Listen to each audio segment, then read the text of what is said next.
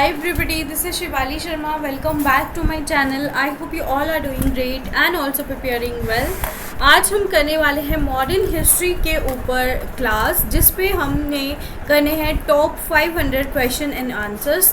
तो ये जो क्लास है, आप अगर JK PSI के लिए प्रिपेयर कर रहे हो या फिर अपकमिंग जितने भी JK SSB के एग्ज़ाम्स होंगे जिसमें आपका पटवारी की पोस्ट आएंगी, जिसके बाद आपके जूनियर असिस्टेंट एंड आपकी एंटी की पोस्ट, ये तीनों की तीनों ऑलमोस्ट लाइंड अप हैं। तो इसके रिगार्डिंग आपको अपडेट मैं जल्द ही प्रोवाइड करूँगी कि कब तक ये आपकी जो पोस्ट जो है एडवर्टीज़ हो जाएंगी। बट आपको क्या करना है, ये जो आपके पास फ्री टाइम है इसमें आपको अपने बेस्ट यूटिलाइज़ करना है टाइम को। और इसके अलावा अगर हम आज बात करेंगे तो हम मैक्सिमम क्वेश्चंस करने की कोशिश करेंगे। टॉप 500 क्वेश्चन एंड आंसर है ये हिस्ट्री के ऊपर, ठीक है। तो let's get started. Our first question for the day is, जो कि आपके लिए काफ़ी ज़्यादा इम्पॉर्टेंट है और ये सबसे basic question I will say कि ये है। Next question number first is the revolt, एक सेकेंड, इसको क्या हो गया,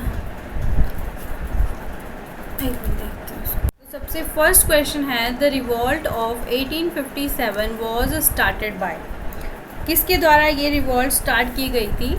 तो ये ऑप्शन आप देख सकते हो, इजी आंसर है इसका सिपॉय। और इसके अलावा अगर हम बात करेंगे, इसको सिपॉय म्यूटिनी के नाम से भी जाना जाता था। क्या? सिपॉय म्यूटिनी, ठीक है। तो इसके अलावा ये जो है इसको और किस नाम से बोला जाता था? फर्स्ट वॉर ऑफ इंडिपेंडेंस, ठीक है। तो ये काफ़ी बार पूछा गया हुआ है ऑलरेडी पेपर में। तो इसमें आपको बस इतना याद रखना है कि एक मेजर रिबिलियन था ब्रिटिश रूल के अगेंस्ट, और इसी वजह से इसको first war of Indian independence बोला जाता है। Question number second is which of the following treaties brought an end to the independent existence of Peshwa Bajirao second. जहाँ पे आपके सामने आंसर हैं और आप इसका सही आंसर बताएं। Option number C is the correct answer, treaty of Bassein, ठीक है। तो जो ट्रीटी ऑफ बसेन हुई थी, इसमें जो है इंडिपेंडेंस थी पेशवा बाजीराव सेकंड की, ये ख़त्म हो गई थी, ठीक है।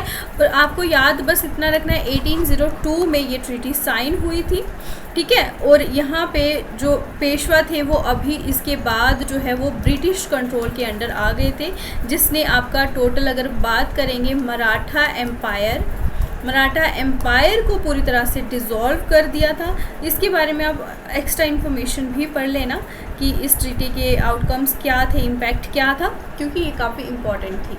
Next, Champaran Satyagraha was in the,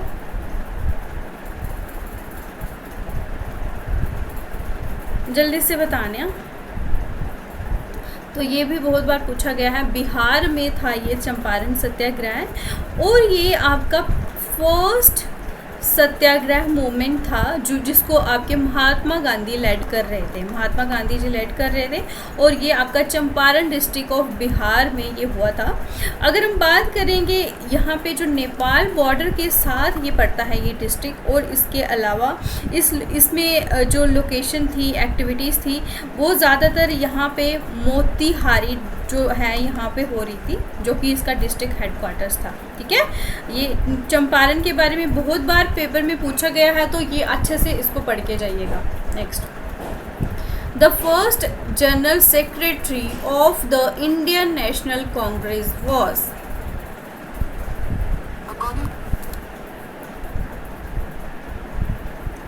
कौन थे इंडियन नेशनल कांग्रेस के फर्स्ट सेक्रेटरी?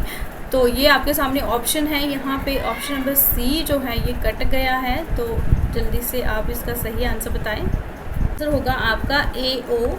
ह्यूम, ठीक है। ये पहले जनरल सेक्रेटरी थे इंडियन नेशनल कांग्रेस के, ये आपको याद रखना है। इसके अलावा इंडियन नेशनल कांग्रेस के बारे में आपको याद रखना है 1885 में ये फाउंड की गई थी इनके द्वारा ही, ठीक है। जिसके अगर हम बात करेंगे एलन ऑक्टेवियन ह्यूम, जो कि इनका सही नाम था, तो इन्होंने काफ़ी ज़्यादा एक क्रूशियल रोल जो है इंडियन नेशनल कांग्रेस के बनने में अपना दिया था, ठीक है। तो इन्हीं की वजह से इंडियन नेशनल कांग्रेस आज इतनी बड़ी पार्टी बनी है। Next, The English who twice served as the president of the Indian National Congress was. So इसका सही आंसर है सर विलियम वेडरबर्न। ये आपके 2 बार आपके बने हैं इंडियन नेशनल कांग्रेस के प्रेसिडेंट, इनमें से अगर हम बात करेंगे, ठीक है। Next question, who among the following initiated the Kheda Satyagraha. So इसका भी ऑप्शन नंबर ए होगा सही आंसर। ये एक नॉन वायलेंट रेजिस्टेंस मूवमेंट थी महात्मा गांधी के द्वारा, जो कि खेड़ा डिस्ट्रिक्ट ऑफ गुजरात में ये हुई थी ब्रिटिश राज के दौरान। ये लॉन्च कब करी गई थी इसके बारे में याद रखना, 1918 में, ठीक है। क्योंकि बहुत ज़्यादा हाई टैक्सेस, क्योंकि क्रॉप फेलियर हुआ था, उसके बावजूद भी ब्रिटिश रूल के द्वारा बहुत ज़्यादा टैक्स बढ़ा दिए गए थे, जिसके बाद ये मूवमेंट आपके महात्मा गांधी के द्वारा लेड करी गई थी, ठीक है। क्योंकि इस मूवमेंट से ही बहुत ज़्यादा सपोर्ट मिला था महात्मा गांधी जी को, लोकल जो कि किसान थे वहाँ पे, तो काफ़ी सपोर्ट मिला था। नेक्स्ट क्वेश्चन, आज हम क्वेश्चन करते रहेंगे, आप काउंट कर लेना कितने हुए। नेम 3 इम्पॉर्टेंट फॉर्म्स ऑफ सत्याग्रह।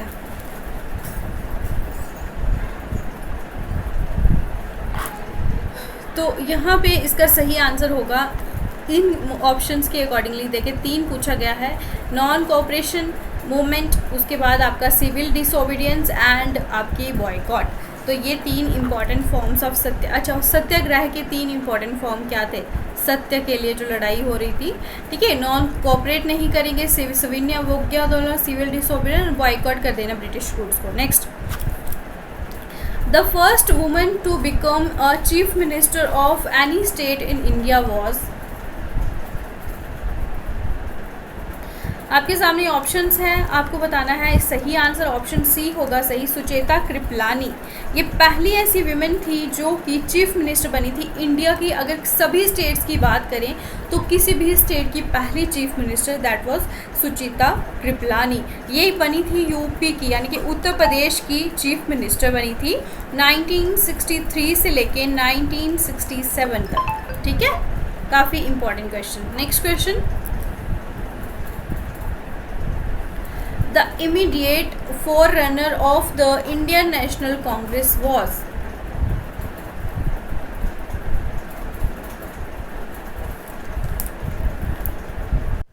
तो यहाँ पे इसके सारे ऑप्शंस आप देख सकते हो, इसका सही आंसर होगा इंडियन नेशनल कॉन्फ्रेंस।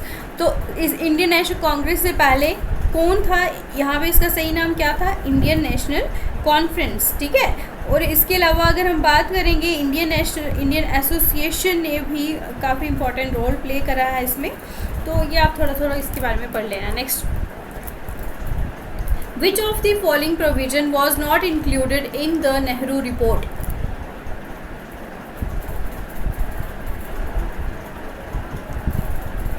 सो इसका अगर हम सही देखें ऑप्शंस, 1928 में नेहरू रिपोर्ट आई थी, सबसे पहले आपको ये पता होना चाहिए, बट यहाँ पे ऑप्शंस थोड़े से गलत हो चुके हैं, तो इस क्वेश्चन को आप ऐसे ही रहने दो, ठीक है। तो नेहरू रिपोर्ट जो है आपकी प्रेजेंट हुई थी 1928 में, जॉइंट इलेक्टोरेट्स के लिए एडवोकेट करा गया था इस रिपोर्ट में, जहाँ पे सारी की सारी कम्युनिटीज़ वोट करेंगी इकट्ठे, ठीक है। अलग अलग सेपरेट के अगेंस्ट थी, क्योंकि यहाँ पे ये हो रहा था कि अलग अलग ग्रुप्स को अलग अलग इलेक्टोरेट मिलना चाहिए, लेकिन फिर ये रिपोर्ट आई, यहाँ पे मेन जो है इसका मेन फोकस इसी पे था, जॉइंट इलेक्टोरेट्स पे, ठीक है। तो इस रिपोर्ट ने डोमिनियन स्टेटस भी रिकमेंड किया था इंडिया के लिए, और अगर हम बात करेंगे फंडामेंटल राइट्स की बात करी थी, और फेडरल फॉर्म ऑफ गवर्नमेंट की बात करी थी, ठीक है। तो काफ़ी इम्पोर्टेंट है, और कुछ लीडर्स थे जिन्होंने इसको लीड करा था, जो कि थे आपके मोहम्मद अली जिन्ना। इसके अलावा जो कि कुछ जिन्होंने अपोज करा था, ठीक है, वो थे मोहम्मद अली जिन्ना, ये आपको याद रखना है। नेक्स्ट क्वेश्चन, जस्ट सेकंड में पानी पी लेती हूँ।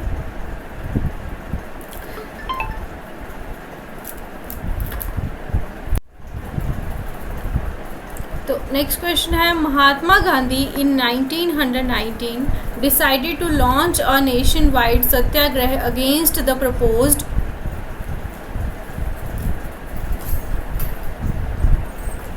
तो किसके अगेंस्ट उन्होंने 1919 में एक नेशन वाइड सत्याग्रह लॉन्च करा था, तो वो था आपका रौलत एक्ट। ठीक है, 1919 में ये एक्ट पास करा गया था ब्रिटिश गवर्नमेंट के द्वारा, जिसमें ये पावर्स दे दी गई थी कि किसी भी इंडिविजुअल को बिना किसी ट्रायल के अरेस्ट किया जा सकता है अगर कोई भी पब्लिक में एंगर दिखा रहा है या फिर जो है नॉन वायलेंट जो है रेजिस्टेंस के लिए चाहता है, तो ये उसके लिए था। ठीक है, तो ये काफ़ी इंपॉर्टेंट एक्ट था, काला कानून इसको बोला जाता था। सब इसके बारे में अच्छे से पढ़ के जाएंगे। Next question, who was the president of Indian National Congress when the Mountbatten Plan of Independence was accepted? Indian National Congress के उस टाइम पे प्रेसिडेंट कौन थे जब Mountbatten plan of independence accept हुआ था? वो थे आपके कृपलानी। ठीक है, तो ये ऑप्शन नंबर डी होगा इसका सही आंसर।